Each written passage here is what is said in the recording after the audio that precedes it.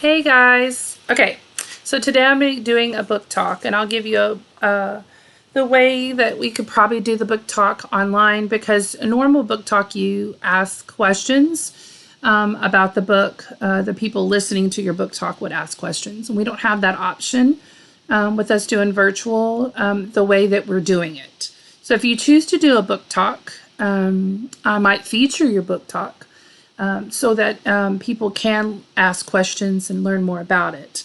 But as far as your video is concerned, you would need to have a copy of the cover, whether it's on your phone or if you have the actual book. You need to tell us how many pages it is. You're not giving us a book report.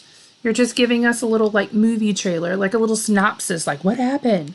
Um, um, just a few minutes. This should not take more than 3 to 5 minutes. Okay.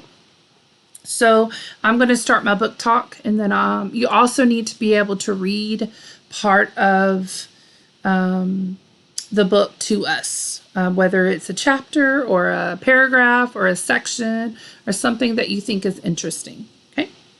All right. My book talk today is I Am Malala, and it's an autobiography by Malala, and it's about her life. So at the age of 15, well, this had been when she was younger. The Taliban had moved into her country. She's from Pakistan.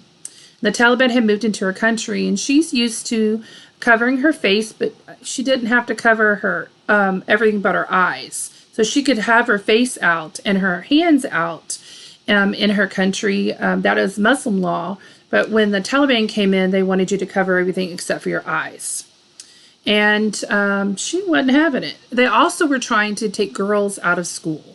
They did not want girls to be in school. They thought it was wrong. And so she was speaking out for herself with her dad's help and saying that no, all girls, you're including these Taliban people's sisters and daughters, they should be able to have the same education as they do. So as the story goes on, she's fighting with the Taliban. They're destroying the school. They're doing different things. Every time she speaks out, something happens. She's getting letters, death threat letters, and all kinds of stuff. So she is riding home on the bus one day from school, and she is shot. And she survives her injury. So I'm going to read you part of it. And then she goes on to be an activist and to share her story and to be, she's very well known now, and she's an adult, so she's still trying to help with women's rights in her country.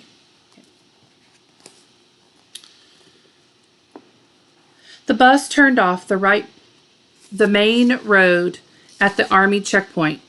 On the kiosk was a poster of a crazy-eyed man with beard and caps and turbans under big letters saying "Wanted Terrorist."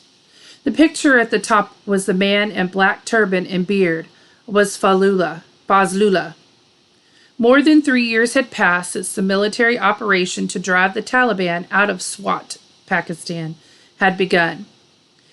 We were grateful to the army, but couldn't understand why they were still everywhere, in machine gun nests on roofs and manning checkpoints. To even enter our valley, people needed official permission. The road up the small hill was usually busy, as it is a shortcut, but that day it was strangely quiet. Where are all the people? I asked Manaba. All of the girls were singing and chatting, and their voices bouncing around inside the bus. Around that time, my mother was probably just going through the doorway into our school for her first reading lesson since she left school at the age of 6. I didn't see the two young men step out onto the road and bring the van to a sudden halt. I didn't get the chance to answer their question, "Who is Malala?" Or I would have explained to them why they should let girls go to school as well as their own sisters and daughters. The last thing I remember was that I was thinking about the revision I needed to do for the next day on my paper. The sounds in my head were not the crack, crack, crack of the bullets, but the chop, chop, chop, drip, drip, drip of the man severing the heads of chickens, then dropping them onto the dirty street one by one. As soon as Usman Bajan realized what had happened, he drove to Dinah, the SWAT Central Hospital, at top speed. The other girls were screaming and crying. I was lying on Manaba's lap, bleeding from my head and left ear. We had only gone a short way when a policeman stopped the van and started asking questions, wasting precious time. One girl felt my neck for a pulse. She's alive! She shouted. We must get her to hospital. Leave us alone and catch the man who did this. So that is I Am Malala. You can get this book through the Destiny on, oh my goodness, I've lost my train of thought. Symbaloo. Woo! I was going to get it eventually. So Symbaloo, Destiny through Symbaloo for the library, and then audible.com. And then your Alexa will read it to you too. So if you don't want to actually have a physical copy, or you don't, I mean, you know, it's really hard. I don't know of any libraries open, so it'll be kind of difficult right now. But please, please, please do a book talk sometime in the next couple of weeks, or even if it's a book talk about something you've read this year, something in the past, maybe a book you have at your house right now that you read that you love, love, love. I give this one 5 stars. All my book talks will be 5 stars. But if you didn't like it, say you read a book and you're like, I didn't like it at all. You want to go ahead and say it's a 2-star, but here's why it's a 2-star.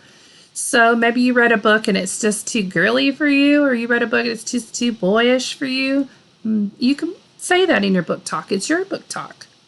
But I really like this. I like the cultural awareness that comes with it. Understanding other people from other cultures is super important to Miss Rachel.